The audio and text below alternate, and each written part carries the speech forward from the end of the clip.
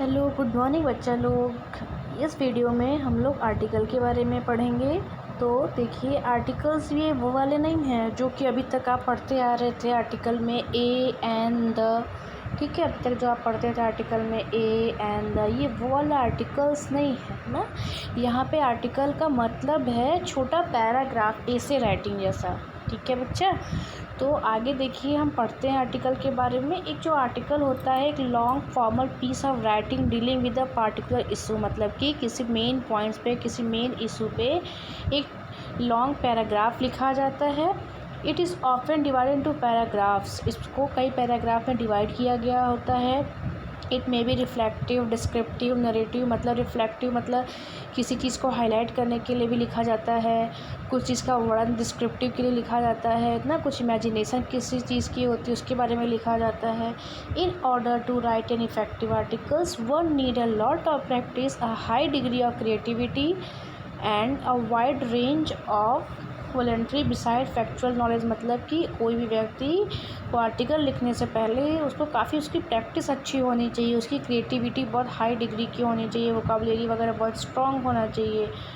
Keeping in mind the proverb practice make a man perfect, इस proverb को याद रखना चाहिए कि practice makes a man perfect. The student should continue to write on different topic. ठीक है, मतलब कि एक बच्चे को इसकी बहुत एंड बहुत बार प्रैक्टिस करनी चाहिए। ठीक है, अलग अलग टॉपिक पे लिखने की प्रैक्टिस करनी चाहिए। It will give them the much needed confidence, ऐसा करने से उनके अंदर काफ़ी ज़्यादा कॉन्फिडेंस आएगा आर्टिकल राइट करने के लिए। Students who lack practice can not hope to write a good article in their first attempt, ऐसे बच्चे लोग जो लोग प्रैक्टिस नहीं करते, कम प्रैक्टिस करते हैं, उनको ऐसा उम्मीद नहीं करना चाहिए कि वो बहुत अच्छा आर्टिकल एक बार में लिख पाएंगे।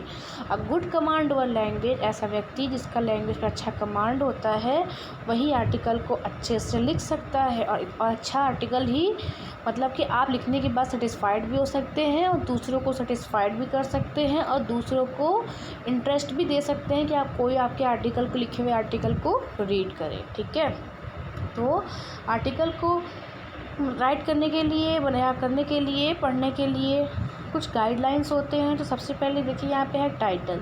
The title of an article reflect the gist of the subject matter, मतलब जो आर्टिकल होता है उसके लिए जो टाइटल दी होती है, उस टाइटल से ही हमें पता चल जाता है कि इसमें हम लोग किस चीज़ के बारे में पढ़ेंगे, या इस जो हम लोग पढ़ने वाले हैं आर्टिकल, उसको टाइटल रीड के ये जान पाते हैं कि हमें इस जो आर्टिकल लिखा, जो ये आर्टिकल हम लोग पढ़ने वाले हैं, ये हमें क्या बताने वाला है।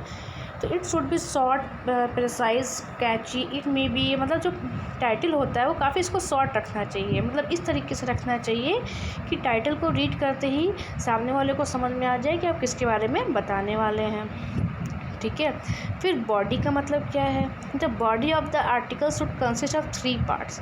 जो बॉडी का मतलब क्या होता है कि मतलब कि जो बॉडी की जो होती है इसकी आर्टिकल की, उसके 3 पार्ट्स होते हैं। पहला है बिगनिंग, फिर मिडिल एंड द कंक्लूज़न, मतलब इस तरीके से स्टार्ट करना चाहिए लिखना कि मतलब ऐसा ना लगे कि कहीं से अधूरा है, आपने कहीं से स्टार्ट कर दिया या कुछ भी लिखना शुरू कर दिया है। ठीक है, जो आर्टिकल का स्टार्टिंग पॉइंट होना चाहिए वो काफ़ी ओरिजिनल लगना चाहिए और इस तरीके से लिखना चाहिए कि वे पढ़ने वाले को काफ़ी अपनी तरफ अट्रैक्ट कर सके। जैसे कि अगर आप महात्मा गांधी पे हम आपको ऐसा लिखने को देते हैं तो सबसे पहले आप क्या लिखते हैं कि Mahatma Gandhi was born on 2 October 1869 at Porbandar Gujarat, something इस तरीके से आप स्टार्ट करते हैं कि वो जब पैदा हुए वहाँ से स्टार्ट करते हैं, है ना। तो ये हमें पता चलता है कि सिस्टमेटिक वे में है। ओके, लेकिन अगर हम महात्मा गांधी पे आपको लिखने को दे और आप जैसे लिख दो कि he was a barrister, he went to South Africa, फिर ही केम फ्रॉम हेयर, फिर ही डिड समथिंग, मतलब कुछ इस तरीके से आप स्टार्ट कर दीजिए तो समझ में नहीं आएगा, है ना।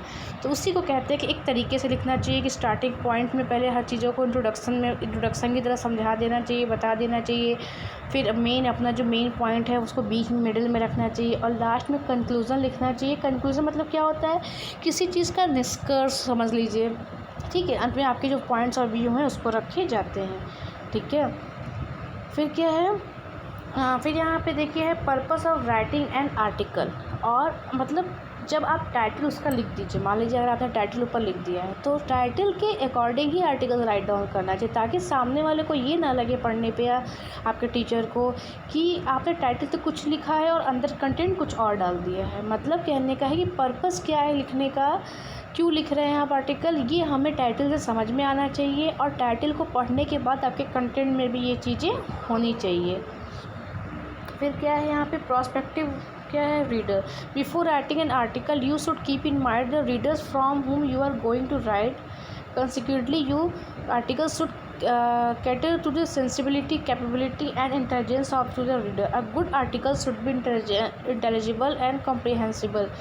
Thought and style should have compatibility with each other. कहने का मतलब यह है प्रोस्पेक्टिव रीडर को कि आपका जो आर्टिकल होना चाहिए वो सामने वाले को, जो रीडर हो उसका या जो आपके टीचर हो, उसको आप अट्रैक्ट कर लीजिए अपने आर्टिकल से, अपने लैंग्वेज से, अपने स्टाइल से। ठीक है। फिर यहाँ पे स्टाइल, जो वोकैबुलरी और ग्रामर, उसका सही यूज़ करना चाहिए। मतलब कि कुछ थोड़ा हाई स्टैंडर्ड के वर्ड यूज़ करिए, कुछ ग्रामर का सही यूज़ करना चाहिए, ताकि सही अर्थ निकल सके कि आप बताना क्या चाह रहे हैं, या आप लिखे किस लिए हैं, आप क्या लिख रहे हैं, क्या बताना चाह रहे हैं। और जो आपकी वोकैबुलरी वगैरह हो थोड़ा सिंपल होनी चाहिए, ताकि मतलब थोड़ा हाई होना चाहिए, लेकिन क्वालिटी हाई नहीं, सिंपल होगी जो हमें समझ में आ सके। ठीक है। ज़्यादा बहुत कॉम्प्लेक्सिव वाला नहीं लिखना चाहिए कि आपस में घुला मिला बहुत मैसी हो, कुछ समझ में ना आए, उलझा हुआ, ऐसा नहीं होना चाहिए। Making use of the given information. The given information in the form of the visual या verbal input should be properly. मतलब कहने का है कि अगर कोई वैल्यू पॉइंट्स दिया हुआ है ना, वैल्यू पॉइंट्स नहीं दिया होता है, अभी आप इसके पहले भी लेटर वगैरह लिखते थे, जो ऊपर वैल्यू पॉइंट्स दिया होता है उसको मैच करते हुए ही आपको लिखना होता है। जैसे कि लिखा होता है ना, कभी आपने पहले भी देखा था कि read the statement carefully and expand the hints into the arguments. मतलब कि जो पॉइंट्स वगैरह दिए होते हैं उनके हेल्प से जो बनाना होता है उसके बारे में बता रहा है। Research and planning. In order to write an article on a particular topic you need information, fact, figure and data as per the requirement. You should collect them from newspaper। मतलब कि जो रिसर्च वगैरह कहाँ से करना चाहिए, किसी topic वगैरह आप आर्टिकल लिख रहे हैं तो उसके बारे में आपको जो इन्फॉर्मेशन है वो न्यूज़पेपर, मैगजीन, इंटरनेट या बुक से कलेक्ट कर लेना चाहिए। When you are equipped with ideas and information, plan the sequence of the document. मतलब कि जब आप अपने आइडिया और इन्फॉर्मेशन से कंफर्म हो जाइए कि जो भी चीज़ें आप लिखने वाले हैं बस सही लिख रहे हैं, आपको सही नॉलेज है, तभी आपको लिखना स्टार्ट करना चाहिए। उसके बाद यहाँ पे देखिए फॉर्मेट ऑफ एन आर्टिकल दिया हुआ है। फॉर्मेट कैसा होना चाहिए, सबसे पहले क्या है कि टाइटल या हेडिंग होनी चाहिए। ठीक है। जो कि should be eye catching, should have the central theme. मतलब कि इस तरीके से होना चाहिए कि हेडिंग पढ़ने से ही समझ में आ जाए कि आप क्या बताने वाले हैं या आर्टिकल में क्या लिखने वाले हैं।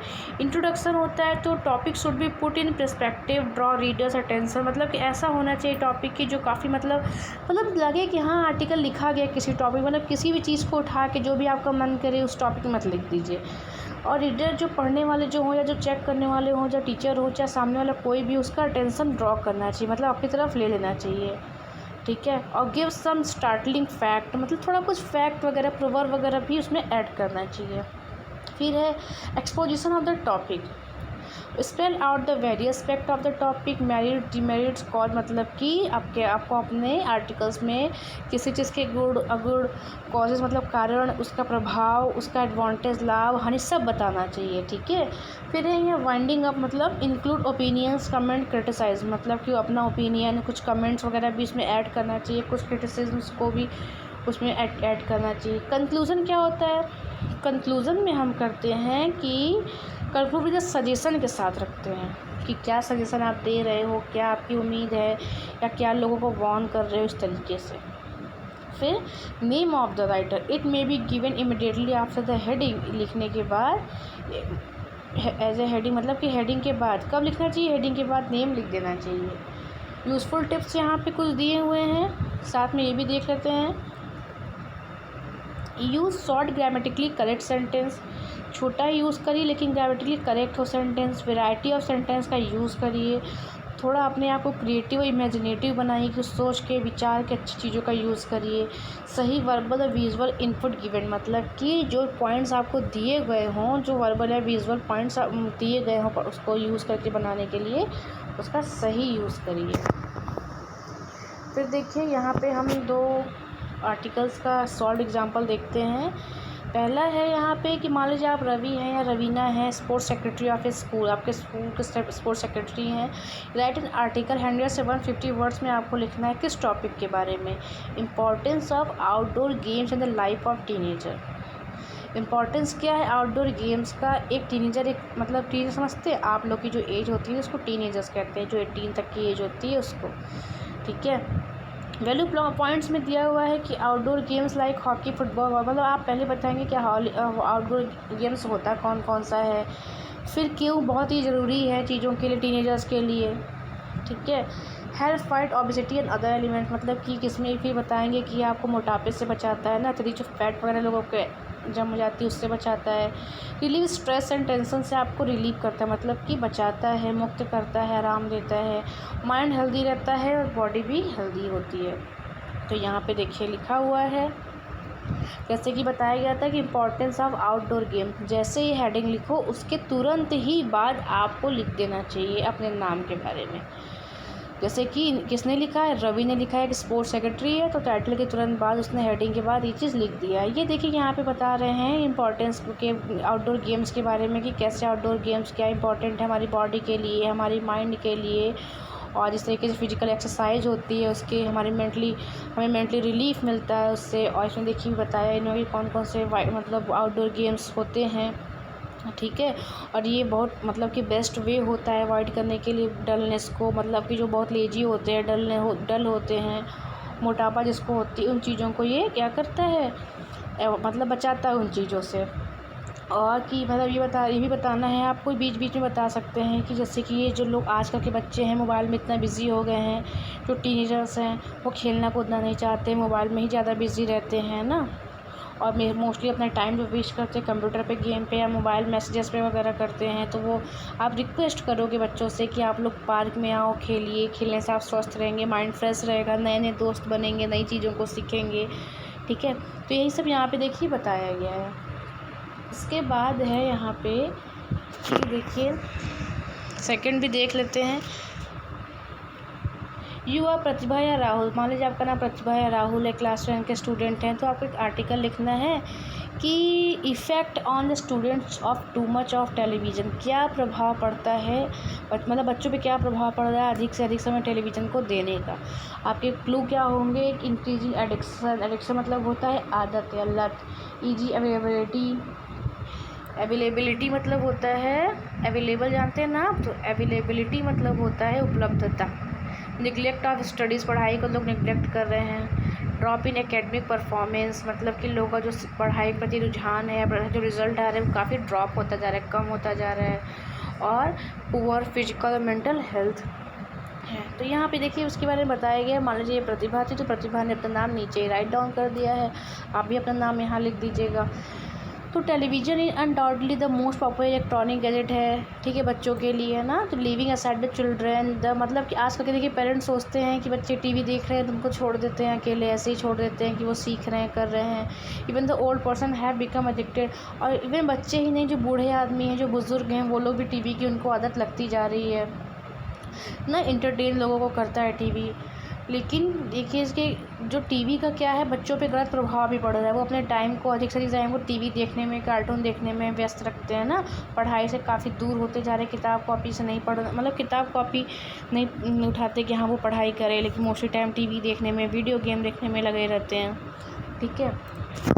इसके बाद देखिए यहाँ पे है कि more and more knowledge since most of the program which are telecast center around young person and student they easily compose attention to the student। और बता रहा है कि आजकल ऐसे प्रोग्राम जान के निकाले जा रहे हैं ताकि जो बच्चे हैं व्यक्ति को अपने तरफ अटेंशन, उनका ध्यान आकर्षित अपनी तरफ कर लिया। जैसे कि इस तरह के कार्टून वगैरह निकालते हैं ना कार्टून चैनल पे, और इस तरीके से सीरियल वगैरह दिखाते हैं कि जो घर की लेडीज़ हैं, आपकी मम्मा लोग हैं, वो भी एडिक्ट हो गई होंगी सीरियल देखने के ना, टीवी देखने के। और यही सब है बच्चों के लिए है। तो ये सब यहाँ पे बताया गया है कि किस तरीके से उसका बैड इफ़ेक्ट होता है। More over their head specially the I side, मतलब कि हेल्थ भी ख़राब हो रहा है और आंखें भी ख़राब हो रही हैं। बच्चों का पढ़ाई में मन नहीं लग रहा है, बच्चे पढ़ाई में समय नहीं देना चाहते हैं, लेकिन टीवी देखने के लिए अपनी पढ़ाई को रोक देते हैं। बस यही सब दिखाया गया है कि अवेयर करना है बच्चों को और उस घर के बड़ों को, ताकि वो अपने बच्चों को टीवी से दूर रखें और उनको दूसरी दुनिया में, मतलब कि दूसरी दुनिया में तो समझ रहे हैं, जैसे कि बाहर गेम खेलने के लिए भेजें, फ्रेंड के साथ घर में इंडोर गेम्स खेलें, आउटडोर गेम्स खेलें, उस तरीके से। ठीक बेटा, तो बस इसमें इतना ही बताया गया है। ये देखिए, आपको खुद से करना है। एक आपको आर्टिकल लिखना है ओल्ड एज होम पे, और नेसेसिटी ऑफ टुडे, आज की जो ज़रूरत बन गई है ओल्ड एज होम। 100 से 150 वर्ड्स में लिखने हैं। मान लो आप राम हो, आप अपने आप को कुछ भी मान सकते हो। यहाँ वैल्यू पॉइंट्स दिया हुआ है, उसके बारे में लिखना है। फिर सेकंड है यहाँ पे कि मान लीजिए आपको जो पॉइंट लिखना है वो एम्पावरिंग द गर्ल चाइल्ड, मतलब एम्पावर मतलब सशक्त बनाना या आगे बढ़ना या अधिकार देना, या लोगों को मतलब समझाना करना कि गर्ल चाइल्ड भी अच्छी होती हैं। ऐसा नहीं कि लोग जहाँ जिस घर में लड़कियाँ पैदा होती हैं तो लोग उदास हो जाते हैं, दुखी हो जाते हैं, तो ऐसा नहीं होना चाहिए। तो एम्पावरिंग मतलब बढ़ावा देना किसी चीज़ को, गर्ल्स चाइल्ड को ना, टू द बेस्ट वे, एक बेस्ट वे है अपने राष्ट्र को एम्पावर करने का। क्यों? क्योंकि आपने कहावत सुनी होगी कि अगर आप एक लड़की को पढ़ाते हैं तो इससे आपका क्या होगा, पूरा परिवार शिक्षित होता है, दूसरे परिवार को भी शिक्षित करते हैं, है ना। तो you may take the help of following value points क्या दिया हुआ है, इसको मैं वैल्यू पॉइंट्स की हिंदी बता देती हूँ आपको। इंश्योरिंग गर्ल्स एजुकेशन, मतलब कि आप कंफर्म करिए कि गर्ल्स को भी उतनी एजुकेशन मिल सके जितना कि बॉयज़ को मिलता है। और जेंडर सेंसिटिव टीचिंग, मतलब कि इस तरीके से भेदभाव करके मत बताइए कि कैसे पढ़ना चाहिए, क्या पढ़ना चाहिए, मतलब सभी को बराबर अधिकार दीजिए पढ़ने में, है ना। और लोगों को जागरूक करिए कि ये जेंडर बॉयज़ गर्ल्स या लड़का लड़की कुछ नहीं होता है, ठीक है, सबको समान अधिकार हैं। और जो एजुकेटेड औरत होती हैं, जब विमन होंगी ना, वो हमारे देश के लिए भी क्या बनेंगी, हमारे देश को भी शक्तिशाली बनाएंगी। इंसेंटिव्स टू द पेरेंट्स, मतलब आप उनको क्या करेंगे, पेरेंट्स को भी मतलब प्रोत्साहित करेंगे कि गर्ल्स चाइल्ड को पढ़ाइए, उन्हें आगे बढ़ाइए इस तरीके से। और opportunities for employment for women, मतलब कि अपॉर्चुनिटी मतलब क्या होता है, अपॉर्चुनिटी मतलब होता है कि चीज़ों को, परिस्थितियों को उपलब्ध कराइए जिससे कि औरतें भी हर फील्ड में काम कर सकें। और डावरी मतलब दहेज प्रथा, फीमेल फोर्टिसाइड मतलब कि जो दहेज प्रथा है, महिलाओं के साथ जो पीड़न होता है, जो उनको परेशान किया जाता है, डोमेस्टिक वायलेंस होती है, इन चीज़ों के अगेंस्ट में कंपेनिंग, मतलब कि प्रचार करिए, समझाइए, लोगों को बताइए, लोगों को समझाइए कि ये गलत है, ऐसा नहीं करना चाहिए। तो इस तरीके से देखिए, इस वीडियो में हम लोगों ने देखा आर्टिकल के बारे में। आप वीडियो देखिए, समझिए। अगर आपको नहीं समझ में आता है या कोई प्रॉब्लम होती है तो आप मुझसे पूछिए। Okay, thank you.